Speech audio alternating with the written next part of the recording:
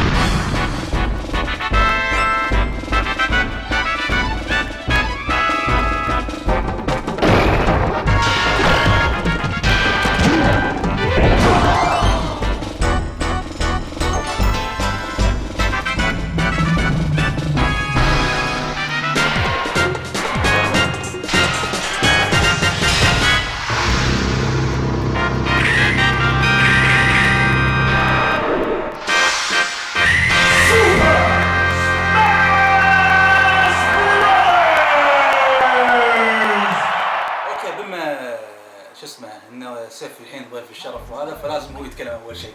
تكلمنا عن تجربته في اللعبة. أول شيء تعرفون إن هذا سوبر سماش بروز أون نينتندو 64. تجربتي أول مرة كان إيبك، يعني أول مرة أحب فايتنج جيمز. قبل أنا ما أحب فايتنج جيمز، تدري؟ كل نهائيا. يعني هاي حتى يعني مثلا العاب مارفل كابكوم 1 و 2 وستريت فايتر، يعني كنت اخبص بس اضغط شي، ها تعرف انت يعني عطني كنت شي اخبص هالحركه التخبيص. فاول مره ان هاي الفايتنج جيمز فري ستايل، يعني انت تسال في الاستراتيجيه، ما تقلد الناس، انت تسال في الاستراتيجيه. يعني في ما تكون مقيد في ستريت فايتر تتحرك ورا قدام معناته هذه شوي حريه اكثر. وبعد الديفنس ماله احلى شيء، مو الديفنس تتحرك ورا بس الديفنس، يعني تضغط الشيلد مالك ولا هذا، وفوق هذا في ليمت حق الشيلد، ما اللي ليمت هذا حلو. الشيء الثاني هذا يوم انا جربت اول شيء شفت كل شخصيات النينتندو، قلت ليش كلهم في لعبه واحده، يعني اول مره شخصيات النينتندو تجمع على لعبه واحده يعني. فذكر بعد وين متى عرفتها؟ في الاعداديه، يعني في 2000 يمكن 2003 ولا 2 يعني شيء. هو متى صدر هذا السوسون؟ ما ادري الصراحه. بس على عصر 64 يبينني لا مو مكتوب نينتندو من 1996. المهم تاريخ الاصدار معروف عموما. جوجل. المهم فاول مره لعبته كان حلو، واول شخصيه حبيتها يوشي هي اول شخصيه، وبعدين يوم لعبت كوين اوف تايم ليج بعدين حلو زين. فاللي ضحكني انا حسيت ان كيربي شخصيه بوكيمون تطور اول ما بوكيمون، هو شكله بوكيمون صراحه. انا ما سمعت عن كيربي، انا اول مره بعدين تعرفت منيح على كيربي. يعني صدق اذا تبي تتعرف على شخصيات وتبي تلعب العابه لازم يبدا بسوبر سماش. حلوه يعني بدايه يعني خصوصا حق اللي يحب يلعب الفايتنج. ايه تفضل وانت قلنا. انا عن نفسي اول مره شفتها كانت في مجله عربيه قديمه لو تذكر اذا مرت عليك، مجله العاب الكمبيوتر. العاب الكمبيوتر في المكاتب تلقاها. انا شفت هي ايام ذيك كانت هالمجله يعني على ذيك الايام الانترنت مالنا الوحيد هي كان الانترنت وانا عشان اتابع في الالعاب ذاك الوقت. اي جي ان ونعرف العلوم وكل شيء. فانا شفت صوره لعبه اسمها سوبر سماش، شفت انا حريتها في البدايه لعبه كواب فور بلايرز في شخصيه نينتندو. ما كنت ادري انها لعبه فايتنج. اوه. فانا يوم رحت المحل زين قلت له هذه اللعبه شو مغامرات، راعي المحل خرط عينه قال لعبه مغامرات. انا كنت بشتري على يعني اعتقاد انها بتكون لعبه مغامرات مش فايتنج. اوكي يعني كل شخصيه بديت البيت زين وحطيته شفت الانترو قلت اوه شيبك الانترو كان حلو بعد. زين يوم شغلت اللعبه وهذا شفت شاشه اختيار شخصيات كانها لعبه فايتنج، لا شكلها فايتنج هذا. لعبنا وقلت اوه شو هذا ستايل فايتنج. وذكرتنا حتى حق الناس ستايلها نفس ستايل باور ستون اللي كان عند ميكاست. باور ستون اللي كانت من كابكوم عند ميكاست. لان هذه انا لعبتها قبل ما العب سوبر سماش. فلما لعبناها انا في البدايه ما تقبلت انها تكون لعبه فايتنج بالبدايه تخيل. بس بعدين لعبته وشفت كيف ان الحركات سهله ولعبه يعني حره اكثر وفي ايتمز صار ادمان مش طبيعي. لعبناها يعني صراحه كانت ادمان مش طبيعي وحبناها يعني. وحتى ياسر نطلع حتى ما في شخصيات سريه يعني لا كان بس تغامر وطلع لنا 4 شخصيات بس مسين. بس 4 شخصيات اللي كانوا لويجي نيس وكاتو فالكون وجيجري بار. ما شاء الله حافظنهم حتى في الانترو كانوا يطلعون شيء هدن هدن بعدين. فاللعبه كانت هذه اللي نتكلم عنه عن جزء 64 باختصار. والحين راح نتكلم باذن الله عن السيكول اللي صدر على جهاز الجيم كيوب ميلي.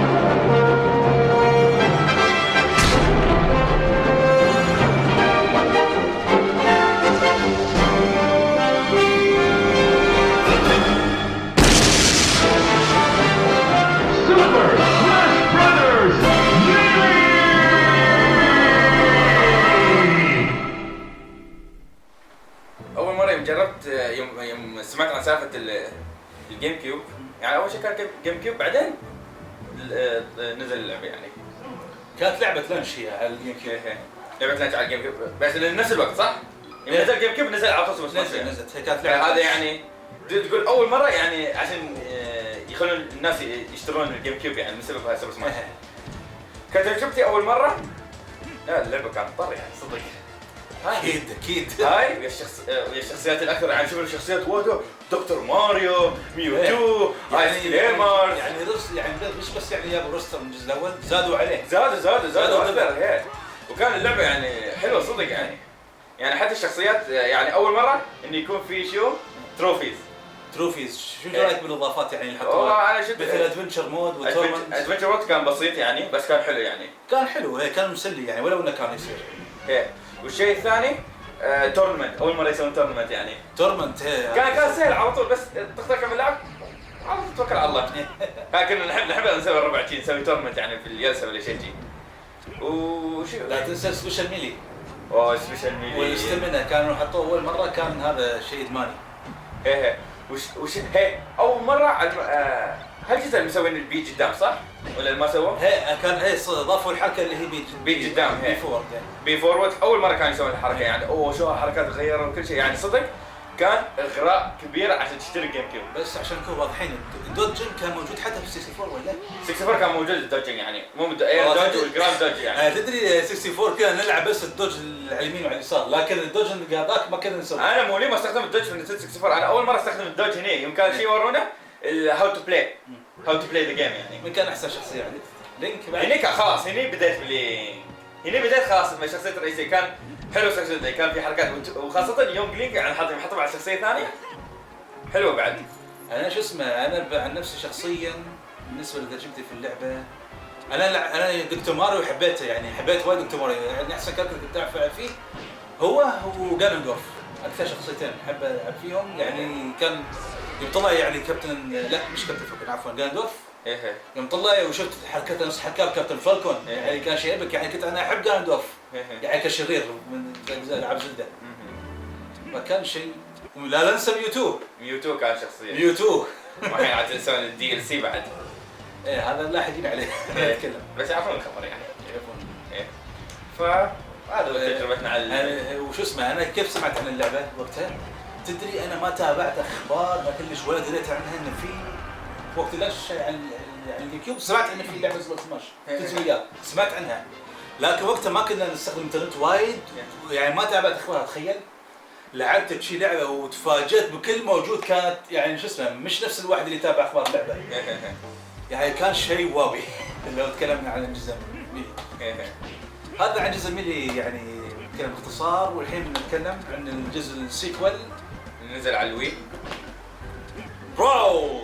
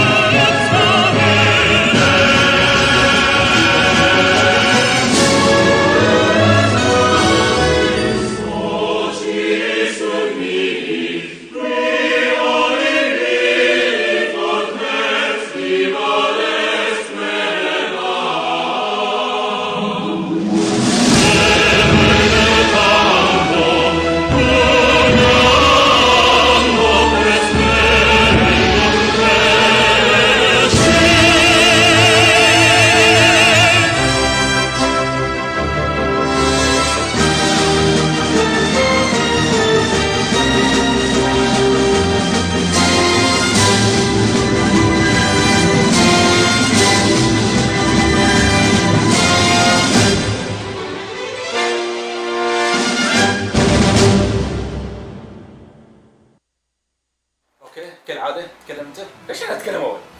خلاص انت ترى كذا مخرج والهذا الفتره اللي هو كل شيء. انزين البرول كان حلو وكنت انا مندمج صدق كان عندي اندماج يعني هاي اللعبه الوحيده صدق اندمجت يعني عشان ما قاطعك تذكر ايام الابديت اليومي؟ الابديت اليومي اللي كل يوم اجيك يصير ريفرش على البيج كل يوم يوميا كان يعني هم اصلا قبل يعني مال نينتندو 64 ومال جيم كيوب كان في موقع. والله نحن ترى نفس ما قلت لك انا سمعت ايام المجلات كنا نستخدم بس كنا نحن ايام ما كنا نستخدم انترنت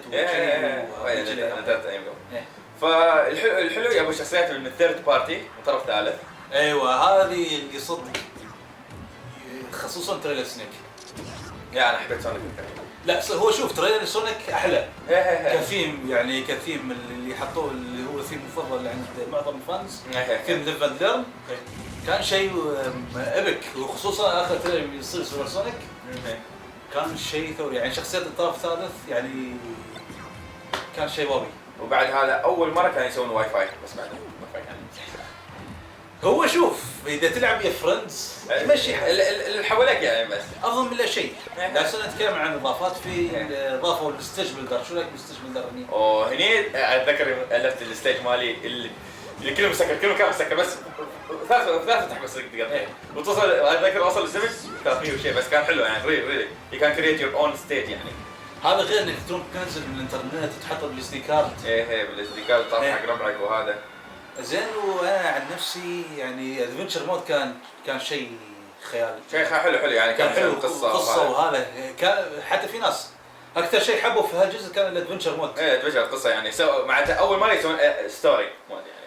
لكن في اشياء يعني ما اقول لا، انا ما اقول يعني الحين نتكلم عن الاشياء اللي سلبيه يعني. سلبيه في شخصيات غابت عن العكس جزء ميلي، يعني رجعوا كل الشخصيات اللي كانت في جزء 4 وزياده. هني نقصوا شويه. دكتور ماريو اختفى، في عدد شخصيات. عندك ميوتو اختفى بعد، في شخصيات. وعندك بيتشو زين والشيء الثاني البالانس في اللعبه ما كان البالانس لا، لان المشكله كان ماشي ابديت للاسف. انا اكثر شيء نرفزني كان في اللعبه اللي هو التعثر العشوائي. ايه تركض فجاه تحصل شخصيه تتعثر كذا. ايه يعني انت الحين تسوي كمبو واخر شيء تهجم تطيح.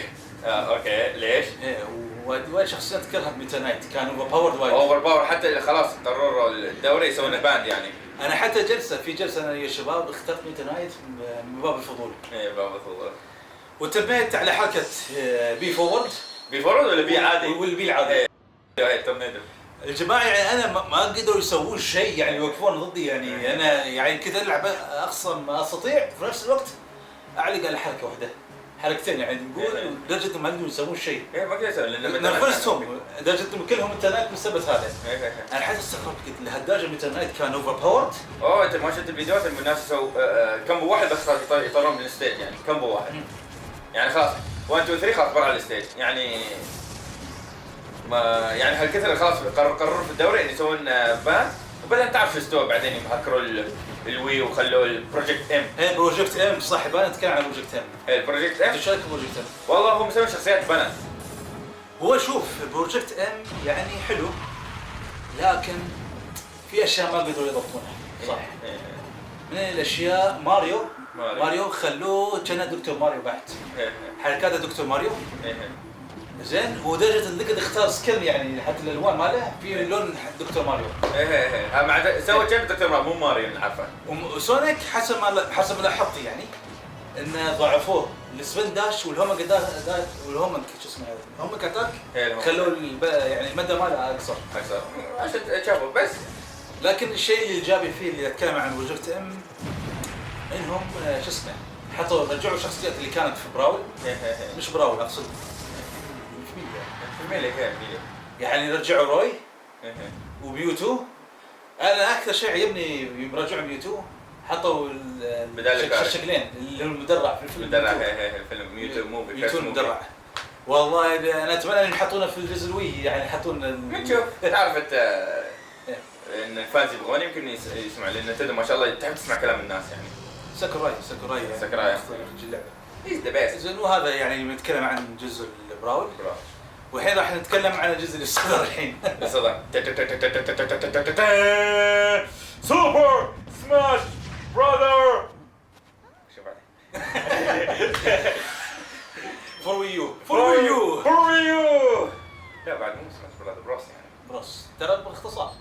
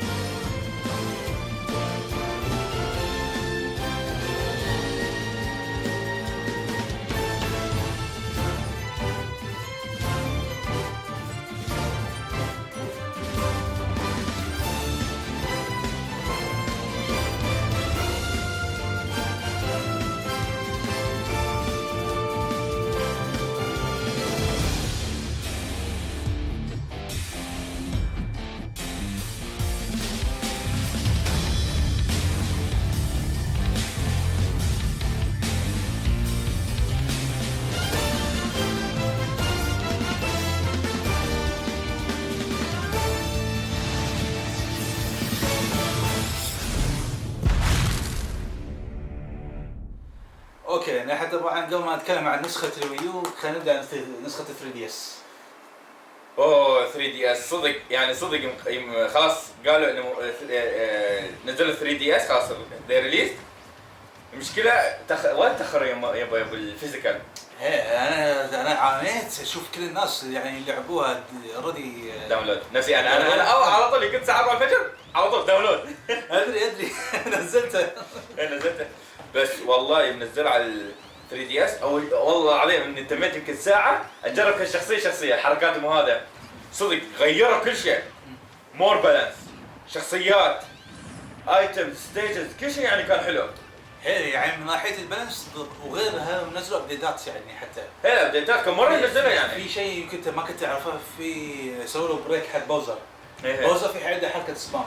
سبام تعرف الجراب اللي يسوي الثرو اللي ثرو في ناس تستغلها انك تطيح الكاركتر برا الستيج عشان هو بيموت يعني اخر شيء يعني اخر روحين يعني شيء فهالشيء يعني اللي يخلوا الناس يكرهون يعني البالانس فيها. فالحين عدلوا في ابديت. في ابديت والكان مو حلو على 3 دي اس كان لان شاشه صغيره وتضيع بتلعب 4 بلاير.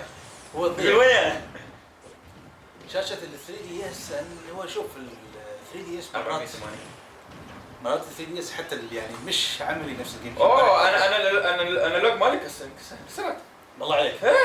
سويت ريبليس على طول اشتريت واحده ثانيه صدق 3 دي اس ثانيه ولا لا بس تروم تبدلها. هي تقدر تبدلها تودي محل يقول بدل بيبدل 60 درهم 40 درهم بس صدق انا كنت وايد والله صدق كان شيء زين تقدر تاخذ اي مكان. هو شوف اللعبه السوبر سماش يعني تحسها تصلح ككونسول اكثر. كونسول اكثر هي ولو انها على 3 دي اس ما كانت سيئه اصلا. مو سيئه كانت اوكي بس المشكله الكنترولر وبعد لان الحين ابى اجرب على النيو 3 دي اس بعد. هذه بعد نقطه. بعد لان ابى اشوف الانالوج السي ستيك على قولة الجيمرز يعني السماش. زين بالنسبه نتكلم عن المود الحصري اللي على ال 3 دي اس اللي هو السماش ران. سماش ران هي شو رايك فيه؟ والله يعني مو واو حلو يعني بس مو حلو لان تدري ليش؟ هو الحلو انك انت شيء جديد يعني بس مو حلو انك 5 دقائق بس تغامر تضرب اخر شيء جيم دقيقتين ولا شيء. والله انا عن نفسي لعبته وايد. في العدد يعني لكن السبب الرئيسي اللي خلاني العبه هيك لما ضرب الوحوش تشتريهم تحصل الايتم اللي على شكل مفك. عشان الكستمايز يعني الكستمايز يعني هذا كان هدف رئيسي اني العبه. ادور اي احد اضربه مع ان في اعداء اذيه وايد يعني. بس يعني هو شوف هو لو جربنا نلعبها 4 يعني اكثر اتوقع بيكون فن. انا اشوفها يعني احسن من سماش تور اللي على سماش تور احلى وجهه نظري يعني كل واحد عنده الاوبينيون يعني. اوكي بس الحين خلينا نتكلم عن نسخه الويو. هذا خير. اول شيء الجرافيكس طر يعني صدق ما توقعت ان الجرافيك شيء ثاني وكما اقول لكم البالانس والاشياء الجديده والاونلاين حلو. الاونلاين جربنا انا وسام نلعب ماشي لاقي وتكفخت ما قلت بس لا تقول عن فضايح. شوف الديسكربشن المهم لا تشوف الفضايح المهم اوريدي يعني رفعت الفيديوهات لا احنا خلصنا معهم يقول وين الفيديوهات الديسكربشن نزلت شوف الديسكربشن. وبعد صدق يعني شخصيات والالوان والكلر فور يعني مو مخلينا شيء دارك ظلام يعني كله ملون يعني حتى كان دربي يعني اشوف ملون اضحك يعني. بس الحين بعيد عن مظهر اللعبه نتكلم عن الاشياء اللي اضافوها يعني كمودز. اول شيء نتكلم عن 8 بلاير سماش. هذا صدق حلو يعني 8 بلاير سماش. 8 بلاير سماش واشوف 8 بلاير سماش يمكن احلى شيء حطوه في اللعبه.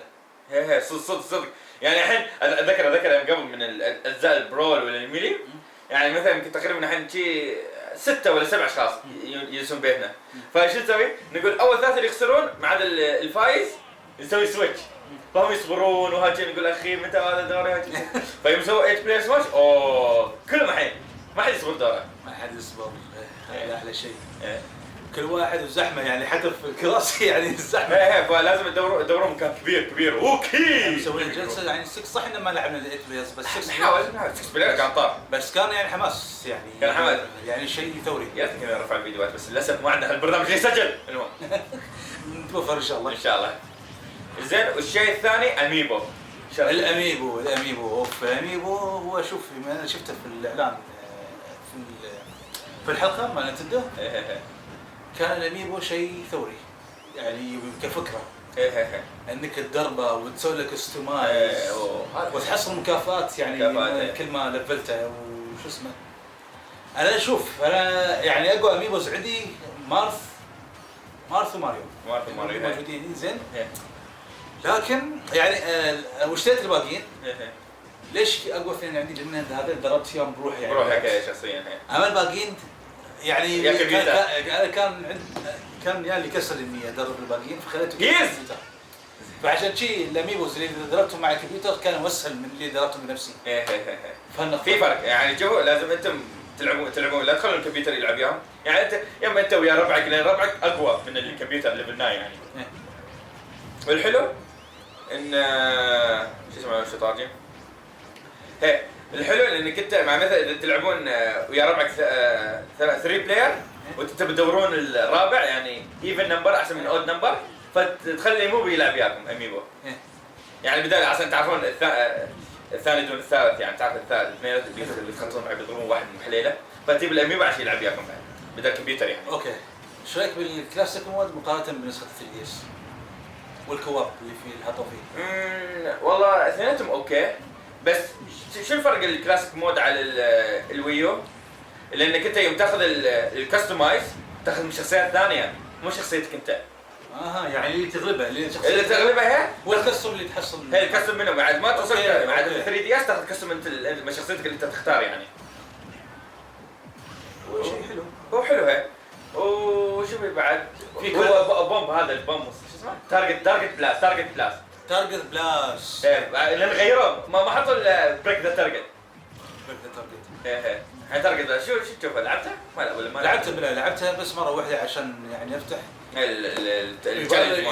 يباله تكتيك وهذا. انا شفت التكتيك انا اشوفه حلو يعني بس يبالك تتعود على الدرب اذا صدق عندك وقت فاضي تدرب عشان تقول اوكي متى بسوي شيء. زين في شيء ثاني ما تكلمنا عنه في مود اتوقع سماش تور. هو حلو سماش تور نفس بارتي جيم نفس ماري بارتي بس حلو معناته بس بدال ميني جيم تكون ضربه. هي ضربه يعني بدال ميني جيم ولا تبغى هالايتم ضربه يعني نفس ماري بارتي نلعب ميني جيم يعني نلعب هالفان جيم بس يعني لين يحصل الجائزه يعني. بس هذا غير يعني بس حلو ريلي اي لايك ات يعني. بس واحلى شيء انا لاحظت ان هالشخصيات حركاتهم نفس حركات بروجكت ام. لاحظت انا حركات الشخصيات ولا تتكلم عن البالانسنج وحركات الشخصيات. ما بعطيك اكزامبل جيجلي باف تعرف لما تضغط داون بي يوم ترقد صح يطير الشخصيه. هذا كانوا يستخدمونه وايد وبعد شو يسوون فاذا لاحظت تطلع ورده فوق راس العدو. ما لاحظت انا ما لعبت جيجلي باف. انا احب العب كل شخصيه. انا العب شخصيات محدده بس الشيء انا لاحظت هذا ويوم شفت في البروجكت ام نفس الشيء. في شيء نسينا نتكلم عنه عن شخصيه الثيرد باتل الجديده. الثيرد باتل ميجا مان وش اسمه باكمان وعندك شولك مش شولك مو ثيرد لان الوحيد اللي ما طلع من الكونسل يعني برا الكونسل. هو يعني يعتبر من شر يعني فيرست بارتي كاركتر. بنقول بس بعد يمكن بس كانت اضافه حلوه هي شارك شو رايك بالميجا مان ضبطوه نفس اللعبه يعني انا توقعت يعني فري ستايل. انا توقعت يعني بيألفون حركاته اكثر. لا هم يعني معظم الانيميشن الحركات اللي يسويها كلهم نلعب مثلا داون اي سلايد وطلقات حتى كانت دخلت طلقات رباعيه وتشارجنج يمكن السماش ضربات السماش هي شوي غير مثلا كان يطلع الكهرباء شي فوق. هذا مو الكتريك كمان والله اعتقد انا ما هو انا اللي اعرفه ان معظم الحركات اللي حطوها حق ميجا مان كانت ميجا مان من الجزء الثاني تحديدا. من الجزء الثاني ميجا مان 2 زين والسلايد اب الشوريكت هذه خذوها من مارفل فيس كابكوم اعتقد. مارفل ولا لا تقصد ستريت فايتر لا ما لان الشوريكت ولا ريو. لا ترى اظن كان ميجا مان اظن كان عنده حركه في مارفل فيس كابكوم تشبه الشوريكن. صح اتذكر هي فماخذينها منها. وشو رايك بباكمان؟ باكمان حلو حركاته يعني ماخذين كل من حركات النبكم كل الالعاب نبكم. هو حركاته يعني ما شفناها لكن قدروا يضبطونها. انا حتى يلعب اوكي انا مش يعني حتى انا مش فان حق باكمان لكن عجبني اللعبه. الحالة باكمان شخصيه كلاسيكيه لازم تحبها. ونتكلم الحين عن باقي روستر من الشخصيات اللي ردوا دكتور ماريو. انا استانست انت فرحت استانست وايد في محطة دكتور ماريو. يعني تخيل دكتور ماريو، سونيك انا احب العب سونيك. سونيك عدلوه بعد. سونيك صح، بس السماش بول ماله تغير، صعب الحين تحكم السوبر سونيك. مش الناس تحكم على الصعب، ما قام ما يطير بسرعه نفس البراوزر، لانه يمكن وايد يشتكوا سووا لها بالانس. لكن لما تلعب فيه في ساحه القتال يعني هذا يطير زين. وهذا وبعد انا اول مره ايش كنت بتقول؟ انا بقول اول مره ان يسوون الايج 10 فوق، لان الاجزاء كلها تينيجر. هو بعد هذا صح، هذا ايفري هذا ايفري ون، بس الالعاب الباقيه يعني هذا تينيجر والثاني تينيجر. بس هذا بعد الحمد لله انه رجعوا خلوا اي 10 اي 10. زين والبلد ما تقصد؟ كنت بقصد الستيج بيلدر يعني. الستيج بيلدر شو رايك فيه مقارنه بالبراول كيف؟ انا الحين ما سويته يعني. انا الحباط انه ما اشتغل حق ال8 بلاير. ايوه هذه شوف الشيء انت قلته هذا اكبر عيب في اللعبه. ولا كنت انا بسوي نفس المراحل الكلاسيكيه اللي عارفه عنها. انا كنت كانت عندي افكار، كانت في افكار في لعبتي اني اسوي ستيج حق 8 بلايرز. كان عندي وايد افكار وانقهرت انه ما يستوي الصراحه. ما عليك، كان المفروض يعني شوف يمكن ابديت وتصلح. والله اتمنى صراحه. انا كنت بقول هالشيء هذا. انا اتمنى ان ينزلون ابديت يسمح انك تلعب 8 بلاير سماش في المراحل المصممه. هو شوف اذا كان حاجتهم انك تقدر تختار ان يمكن الستيج بيكون ضيق، لا على الاقل اقدر اروح اسوي في الستيجز. ترى انت تصنع الستيجز يخيل لك تبغى صغير وسط ولا كبير. واذا خلوه اكبر بعد اذا كبير يعني اذا هم خايفين على الليميتيشن خلاص يخلون ال8 بلايرز حق الستيجز الكبار. يكون افضل شيء. ما حد يمكن الحين ان شاء الله نتد يسمعونا ولا يسمعون الناس الباجين في تويتر ولا شيء يمكن يسوون، ما تعرف ناس يمعدلون ماري كارت يمعدلون. اتوقع بابديت بسيط يعني مش مكلف. نشوف. بس اهم شيء شو شعورك يوم قال الدي ال سي بميوتو؟ والله زين انك انت كنت تحب ميوتو. انا نزل قضيه. انا قلتها قبل. هذا يعني روستر شخصيات لحد الان يعني صح انه مش في شخصيات كان المفروض يحطونها، لكن الروستر تقريبا حطوا كل اللي انا احبهم. زين يعني روستر تقدر تقول انه شبه بيرفكت. حلو. وكان يكون بيرفكت لو حطوا ميوتو وحطوه بعد دي ال سي يعني. صرت راضي يعني عن طاقم الشخصيات، ولو انه كان يستحسن ان كانوا يحطوا وولف وباقي اللي يعني يحطون شخصيات قديمه بس عادي يعني. بس تعال والله العظيم 40 بلاير موجودين كاركترز والله اوكي صح. نسينا نقول له شو رايك المي وكستمايز موفز. هذا الاوكي كان الكستمايز موف كان فكره حلوه يعني. حلو. معناته انا على انت تسوي شخصيات وشيء بس ممنوع تستخدم في الدوري المشكله.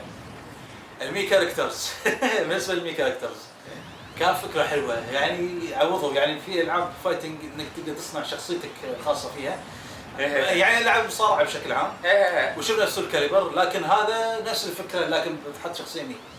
بس هاي الشخصيه يعني اعطونا 3 اختيارات والموفز غير يعني في تشابه بس ريلي فان يعني. في شخصيه انا تمنيت انها تكون موجوده في سوبر سماش وتكلمنا عنها قبل لا تذكر. كينيو اللي احنا نسميه ان احنا عندنا كابتن علي. انت تسميه كابتن عمر، احس كابتن عمر.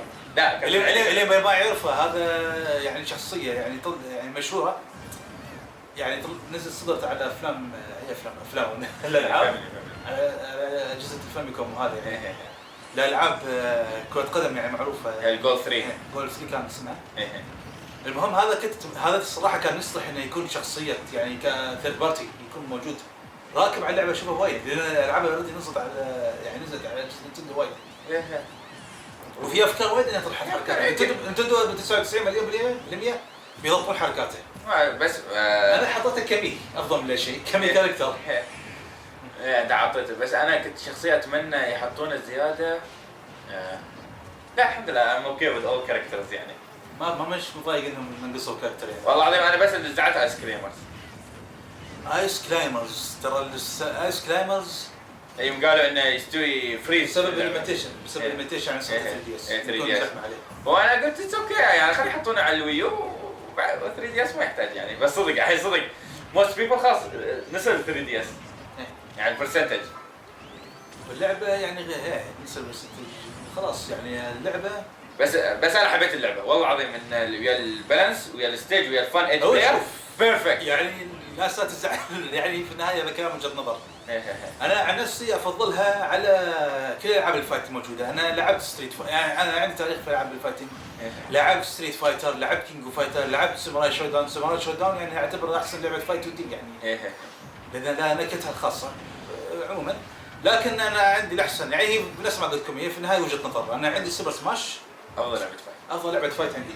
في ناس ما تعتبرها لعبه فايتنج، لعبه بارتي على حسب كل شخص اوبينيون يعني. نحن ما متحطم ولا نزعل ولا شيء. هي شوف، هي لعبه فايتنج ولعبه جماعيه في نفس الوقت. الاثنين دقت اللعبه كلعبه احترافيه ودقت اللعبه كفن.